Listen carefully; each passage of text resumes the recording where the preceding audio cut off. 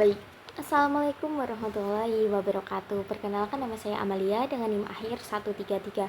Nah, pada kesempatan yang sangat bagus ini saya akan membahas sebuah kasus pelanggaran penyiaran televisi yang terjadi pada tahun 2025, yaitu teguran tertulis yang diberikan oleh Komisi Penyiaran Indonesia atau KPI terhadap stasiun televisi Jawa Pos terkait penayangan sebuah iklan rokok PT Gudang Garam Jaya Tbk.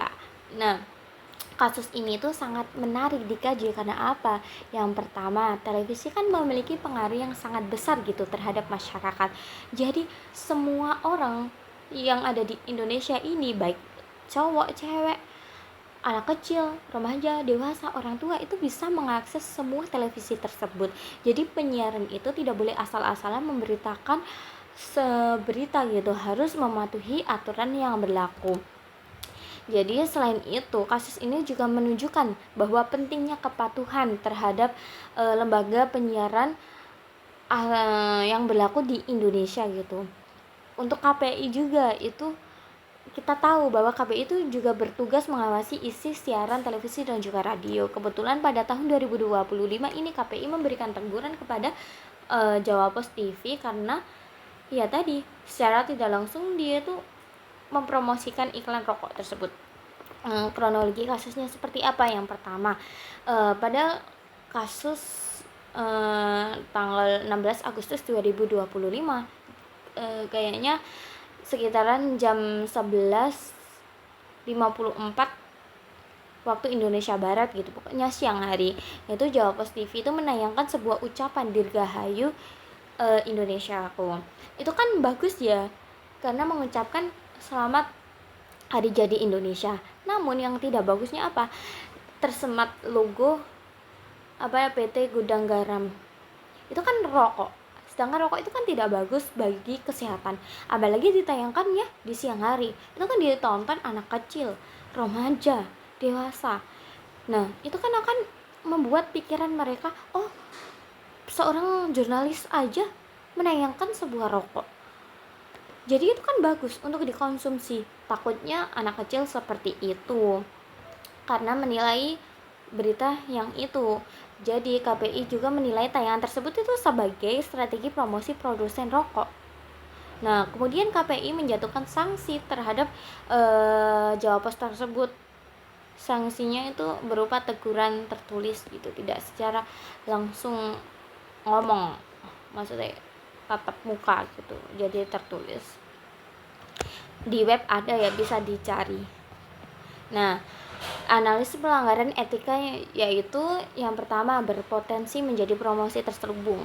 Secara langsung kan si Jawa Pos ini mengangkat citra positif dari industri PT Gudang Garam itu. Yang kedua, tidak memperhatikan dampak terhadap halayak umum atau halayak yang masih muda-muda. Karena ya tadi angger disematkan logonya. Yang ketiga yaitu kurang mencerminkan tanggung jawab sosial. Padahal seorang penyiaran itu harus mematuhi kode etik jurnalistik, harus mematuhi pedoman perilaku penyiaran, standar program siaran juga P3SPS gitu. Padahal di situ sudah tertulis pasal berapa, ayat berapa, menayangkan ini tuh seperti apa. Malah dia itu luput dari rasa tanggung jawab sosial media itu. Yang keempat yaitu dapat membentuk citra positif terhadap industri rokok. Ya semakin menggede ya si rokok tadi. Oh, aku aja ditayangkan gitu. Jadi nanti takutnya saham mereka naik karena diiklankan, apalagi seorang penyiar. Nah, analisis regulasi yang pertama yaitu pedoman perilaku penyiaran P3. Nah, di situ sudah ada dua pasal. Yang pertama ayat 2 pasal 14 yang menyatakan bahwa lembaga penyiaran itu wajib memperhatikan kepentingan anak terlebih dahulu. Terus yang kedua pasal 43 yang mewajibkan bahwa seorang penyiar itu wajib mematuhi ketentuan periklanan. Terus standar program siaran atau SPS itu juga ada dua pasal. Yang pertama pasal 15 ayat 1 eh, yang menyatakan bahwa program siaran itu wajib memperhatikan dan juga melindungi kepentingan anak-anak dan juga remaja. Yang kedua yaitu pasal 59 ayat 2, yaitu yang menyatakan bahwa segala bentuk promosi atau strategi promosi yang dibuat oleh produsen rokok itu wajib dikategorikan sebagai periklanan. Ini ya, periklanan rokok. Nah, setelah membahas hal-hal tersebut, terjadilah dampak bagi publik. Dampak apa? Positif dan juga negatif, ada semua. Dampak positifnya apa? Masyarakat itu menjadi lebih sadar bahwa promosi rokok itu tidak hanya dilakukan melalui iklan-iklan biasa gitu, tetapi juga dapat dilakukan oleh seorang jurnalistik. Yang kedua, anak-anak dan remaja menjadi berpotensi terpapar citra positif dari industri media mereka. Itu dampak negatifnya ya. Karena anak kecil itu pikirannya masih dangkal. Oh, seorang penyiaran aja menayangkan sebuah iklan rokok, berarti rokok itu bagus dong, bagus dikonsumsi. Padahal itu kan enggak. Nah, dampak positifnya lagi, kepercayaan publik terhadap lembaga penyiaran itu dapat salah. Ini dampak negatif ya. Kepercayaan publik terhadap lembaga penyiaran itu akan menurun. Karena apa? Seorang penyiaran aja menyiarkan asal-asalan. Jadi kayak media, kayak masyarakat, oh penyiaran aja seperti itu gitu. Malah kan buruk ya citra dari stasiun televisi yang memberitakan iklan rokok tersebut. Nah, jadi kasus ini tuh penting ya buat seluruh televisi agar lebih berhati-hati gitu dalam menayangkan konten yang berkaitan dengan produk rokok. Tidak boleh ya ada konten yang terselubung, promosi yang terselubung gitu.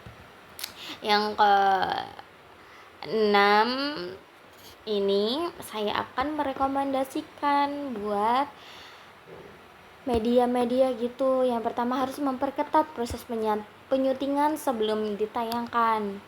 Jadi sebelum beritanya ditayangkan itu seenggaknya itu kan dalam dunia jurnalistik itu kan ada yang namanya editor. Nah, editor ini harus meng-cross check sebelum ditayangkan agar tahu mana ada berita yang salah, mana ada berita yang jelek gitu. Yang kedua yaitu memastikan seluruh konten sesuai P3SPS tadi. Harus membaca ulang lagi mana yang boleh, mana yang nggak boleh. Harus mematuhi kode etik jurnalistiknya juga.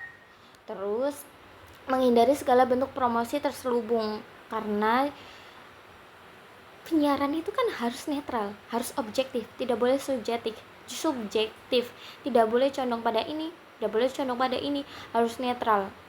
Karena nanti kalau tidak netral itu akan memperburuk masalah.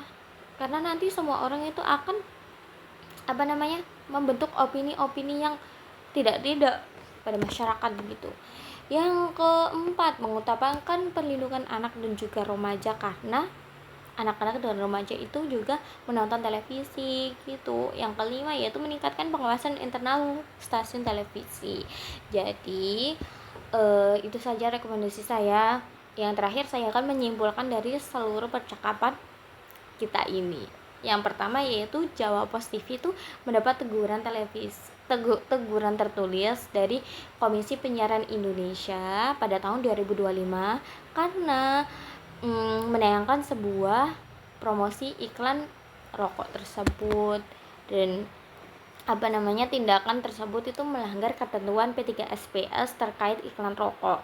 Terus kasus ini tuh juga menjadi pengingat bagi semua media itu bahwa media itu harus menjalankan fungsi sosial dan juga mematuhi regulasi dari penyiaran.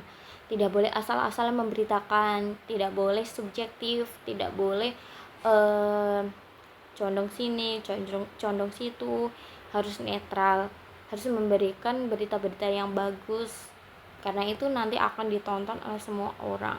Kalau kalau memberitakan berita yang buruk kan juga nanti berpotensi media itu yang bakal dicap jelek gitu. Jadi alangkah baiknya kita harus berhati-hati dalam memberitakan segala sesuatu. Jadi udah segitu aja studi kasusnya ya. Jadi terima kasih. Wassalamualaikum warahmatullahi wabarakatuh.